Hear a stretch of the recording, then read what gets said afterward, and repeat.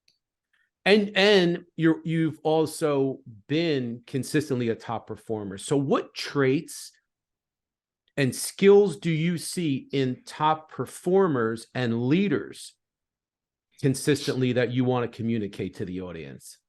Right. Two very different things there, Tom. Top performers are not always great leaders, right? So top performers, I want to say mindset and resiliency are really, really key.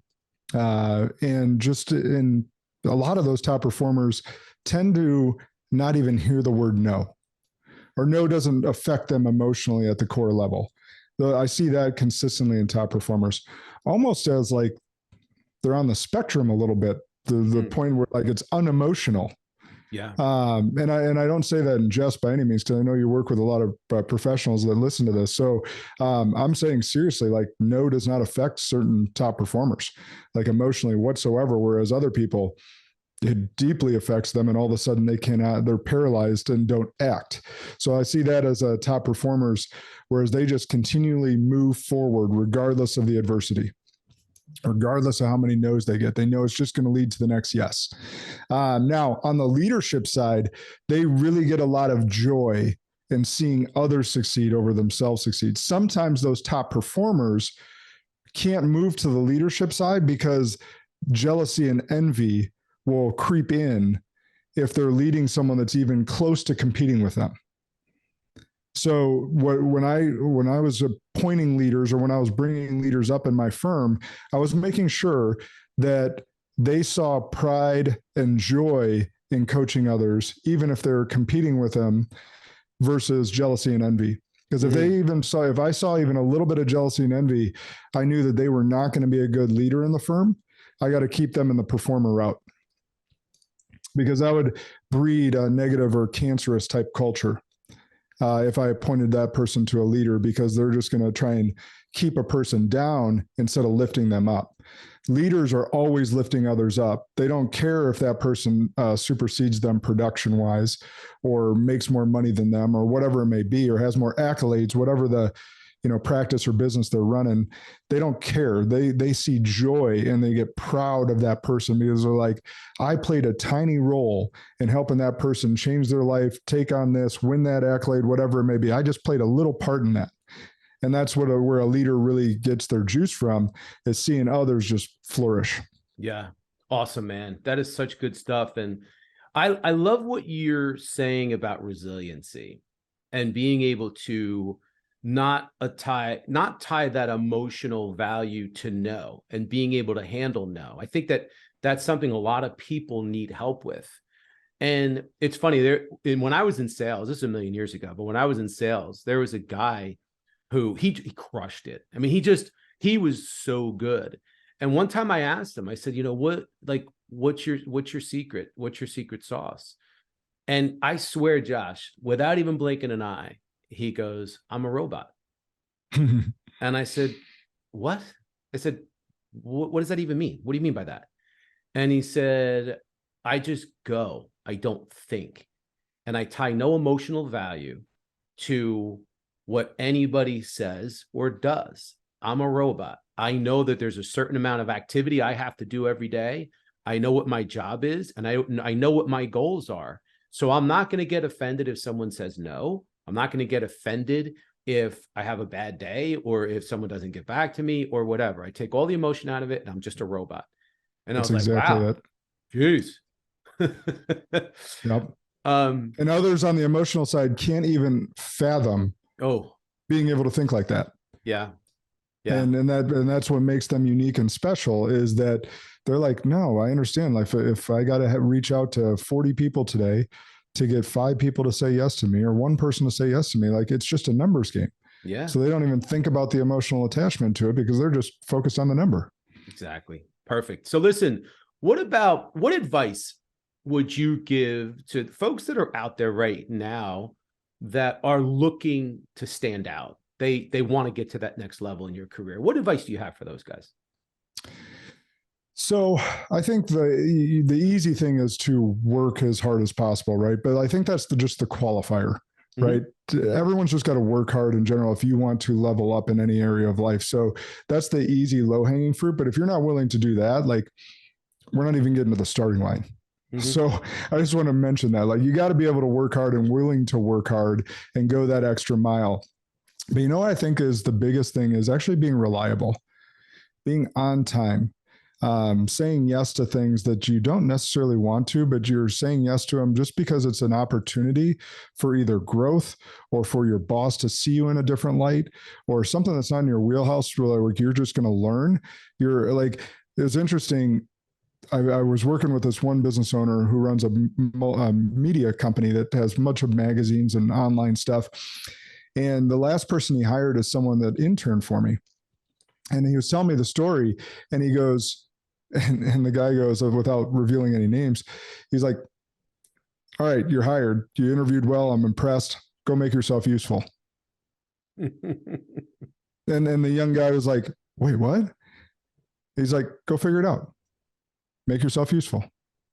And so he had to go and learn and ask questions and be curious. Yeah. Exactly. Ask questions, be curious, and like of all the different parties, and figure out where he can be of best use. And it was actually pretty brilliant because the person became gifted in a lot of different areas for that business based on not getting a ton of direction and being forced to be curious. So I think that is one of the biggest traits that I wanted to bring up, is being extremely curious and extremely humble and eager to learn, while again, working hard is the qualifier, going the extra mile, and that's the extra sauce. But being curious, I think, is the most helpful thing, and just being helpful while being curious and figuring out where you can add value and being indispensable to that business, because that business owner or your leader or boss is going to recognize you and be like, that person does whatever it takes. Even if I don't think they're exactly right for this job, I know they're going to figure it out. So I'm going to put them there anyhow. Yeah, that's awesome. It's funny. I had to throw my daughter, not throw her under the bus, but I have to put her on the spot, because what you're saying literally reminds me of a situation. So Sunday, my daughter calls and says that she's really frustrated. She's been in a job for about 6 months. She graduated, maybe a little longer than that, graduated last year, and she works at an investment bank, and she's a little over her head. I mean, it's a big job, and she's trying to figure some things out. And she just like feels like she's not doing a good enough job. And she was upset. And then Tuesday she calls, and she is in a much different place. So I'm like, well, what happened? She's like, well, I had a conversation with one of the partners, and, in the conversation, he said, hey, I just want to let you know you're doing a great job. And I said, well, sometimes it doesn't feel like that. Sometimes I feel like I'm lost, and I feel like I'm not doing a great job. And he turned around and he said to her, he goes, hey, you know what? He said, I know it's difficult, but he goes, I appreciate how hard you work. I appreciate that you're always available. You're always responsive. I know that if I get you after hours or over the weekend, you're going to get right back to me. I know that I can count on you. He said, you might not always get it or have the answers or even know what it is that we're doing. He said, but keep doing what you're doing, because you'll get there. Yes. And I was like, he good said for you. Yeah, he said 3 key words there. Wait. 4. I just had to recount it. I can count on you. 5. So I can count on you. 5 words if I could count today.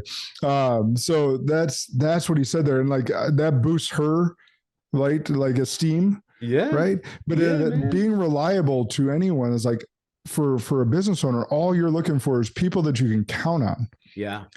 Right. And because they are counting on you to provide a paycheck and a lifestyle and benefits. So you want to be able to count on them as well. And that's exactly what you want. And that's such a huge compliment to her. And that's such a self-esteem boost for her as well. And I'm proud of her, because she's doing the hard stuff that, and all that stuff it doesn't require any level of experience or talent to show up early, to be responsive, to work hard. All that stuff is within all of us. It's just a matter of us making the effort to do it. So I'm super proud of her. She must take after her mother. Anyway, so Josh, you're around, man. Like, you've been around, you've done a lot. You're definitely have your finger on the pulse of things. So what one thing do you think people need to do more of in this day and age, in this time? One thing. I'm going to say apply. So we're in the information overload stage, right? So anything we want or need to know is at our fingertips. We can, that YouTube is the second most used search engine next to Google. Yeah. Right. So, and the number one starter for YouTube is how to fill in the blank. Right. So anything you want to know how to do, YouTube, Google, DuckDuckGo, whatever your favorite search engine, you're going to find it. Yep. And so, or books, how many books are people reading, right? And I run book clubs and masterminds and stuff of that nature. People are always reading, but I would rather you read and study a book, like study Think and Grow Rich, study 7 Habits of Highly Effective People, study 48 Laws of Power, like actually study a book, not just read it to check off your list. So my point with apply is we're in an information age where people are not applying application. Like there's too much information, too little application. And so the number one thing you can do is start applying some of the information that you're actually getting on a daily basis. Use it to talk about it. One of the best ways for me is if I learn something is to teach something. Yeah. The best way for me to ingrain my learning, if we go to an Arte event, if we go and hear a speaker, if we go to a seminar, whatever it may be, the first thing I want to do is go back to those notes, make sure I'm taking away like the golden nuggets. And then I want to teach it to someone because that helps me ingrain it. And then the next step is to apply it. Yep. So for me, it's like just quick and easy, but like the sooner you start applying those golden nuggets, the faster they're actually going to be utilized, and the faster you'll grow as a person, the faster your business will grow. So I think that the number one thing people can do is start applying what they're learning. Test things, fail a lot, right? Yep. So you're testing that new information. Let's say you get a piece of language. Let's say you ask me for specific language on how to have a conversation with someone, and I give you exact language. And you go and try that exact language and it doesn't work for you. You fall on your face. Doesn't sound like you. It comes off inauthentic, whatever it may be. Now you failed. Now you know, okay, well, now I just need to adjust the language. It wasn't bad language Josh gave me. It was his language. I need to make it my language. So fail off, apply and fail often so that you can learn and keep moving the needle. That's how you grow. And that's how you develop habits, is you have to try. And I totally agree with that. I find myself doing that sometimes. I'm like, man, I'm consuming all this stuff. And I think it's important to take a step back. And to your point, when you teach someone, that's further retention for you. Yep. And then when you apply it, now it starts to become ingrained and it becomes a habit. So why don't we leave it at that? Josh, you're awesome, man. I appreciate it. This was like the fastest 33 minutes or 35 minutes or whatever. But where can people find you if they want to follow you or get more information from you? Yeah, I'm real simple. It's at Josh Kosnick, Kosnick, on all social media platforms, and then joshkosnick.com. Kept it simple with the personal brand so that people could find me easily, and love to help and pour into anyone that needs it. That's my mission in life: continue to impact and inspire. And you are really good at it, man. And I really appreciate you, brother. I thank you for your friendship, and I thank you for coming out and pouring into the audience today. So thanks for being here, brother. No, you bet. Anytime. All right, man. And thanks for listening, guys. We'll see you next time.